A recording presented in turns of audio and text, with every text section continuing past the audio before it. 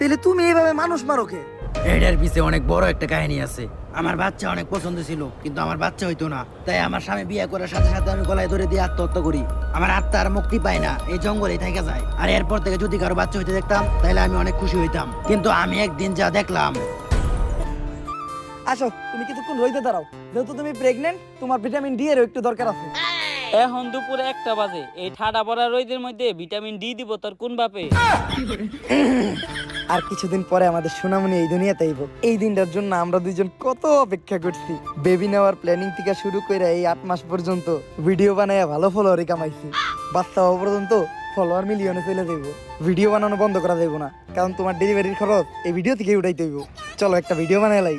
Guess, সামনে আমার বউয়ের ডেলিভারি, এখন ওরা ডাক্তার দেখাইতে হইব, কিন্তু ডাক্তার দেখানোর টিয়া আমার কাছে নাই। তাই আপনারা এই ভিডিওতে বেশি করে ভিউ দেন, যাতে এই ভিডিও থেকে ইনকাম হওয়া টাকা দিয়া আর চেক আপ করাইতে পারি।